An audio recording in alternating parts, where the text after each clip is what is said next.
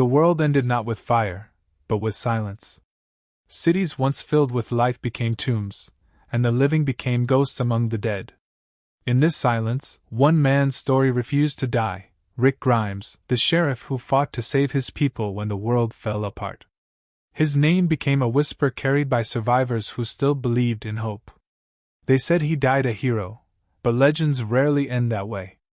The explosion on the bridge should have killed him, but fate had other plans. Rick woke to a world even darker than before, a place ruled not by the dead, but by the living who had forgotten what it meant to be human. The Civic Republic military saved him, but not for mercy.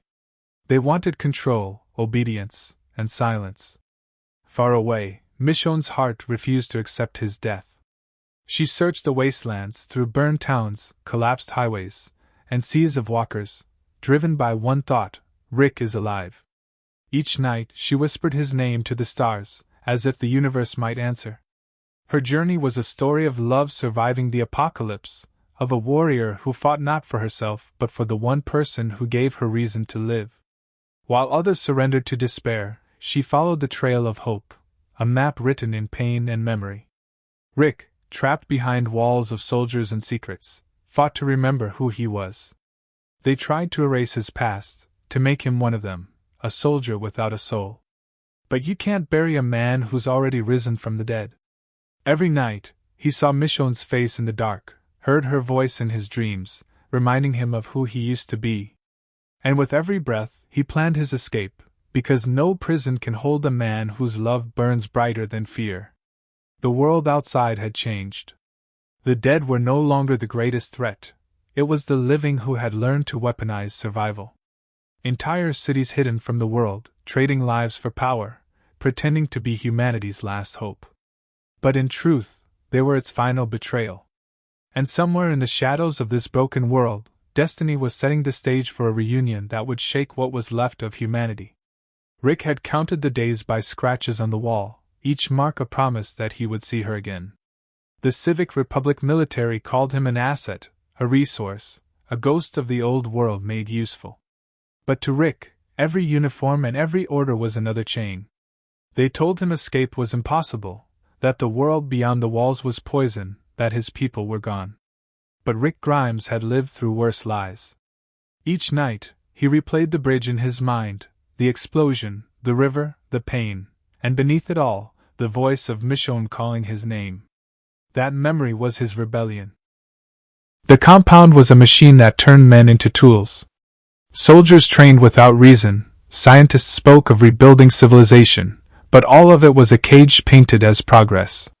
Rick saw the truth: the CRM wasn't saving the world, it was controlling what was left of it.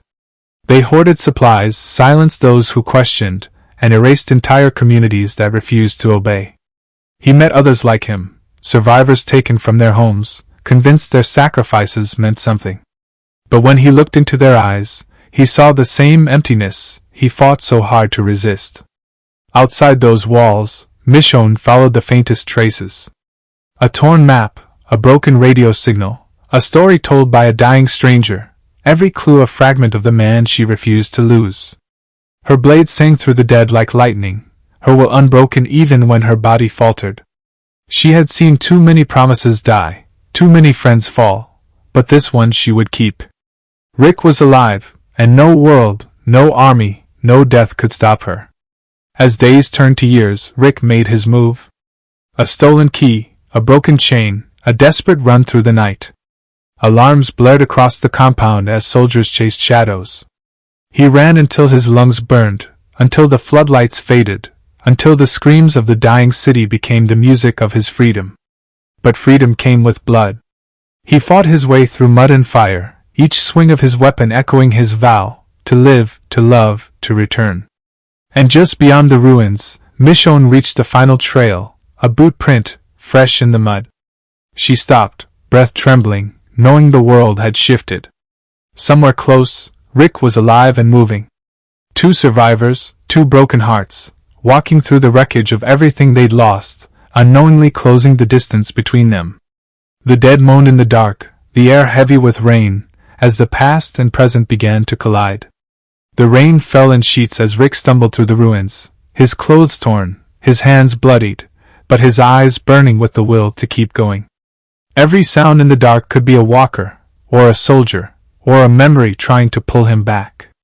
He had escaped, but the world he returned to was not the one he left. Cities were silent bones. Forests grew through highways. Humanity had become whispers scattered across the wind. Yet in the distance, a faint voice called his name, soft, trembling, real. He stopped, breath caught in his chest, because he had dreamed that sound for years. Michonne appeared through the mist, her sword lowered, eyes wide as if seeing a ghost. For a moment neither spoke. The world around them fell away. No walkers, no soldiers, no war. Only two souls who had carried each other through every nightmare. Rick took a step forward, then another, until her hand touched his face, tracing the scars time had left behind. Tears mixed with rain as she whispered, "You're real." He smiled, a broken smile, and whispered back, "I told you, I'd find my way home." They stood there, the storm raging around them, and for the first time in years, the apocalypse felt alive again. But the reunion was not the end. The CRM would not let their greatest secret escape. The same machines that claimed to rebuild the world were already hunting them, and behind those walls, truth was dying in silence. Rick and Michonne saw what the world had become, not just the dead walking, but the living pretending to be gods. The CRM's vision of order was built on control, and the cost was freedom itself. Together, they knew they couldn't just run. They had to fight. Their love became rebellion. Their hope became a weapon. As they rallied other survivors, stories spread, of the sheriff who defied death and the warrior who followed love through hell. They fought not to rebuild the old world, but to prove that the human heart still mattered. In the fire and chaos that followed, they tore down walls meant to divide the living and gave those left behind a reason to believe again. When dawn finally broke, Rick and Michonne stood on a hill overlooking what was once a city. Smoke curled into the morning light, and the dead wandered aimlessly below, but for the first time, there was peace. Rick looked at her and said, "We survived the end of the world, now we build what comes after."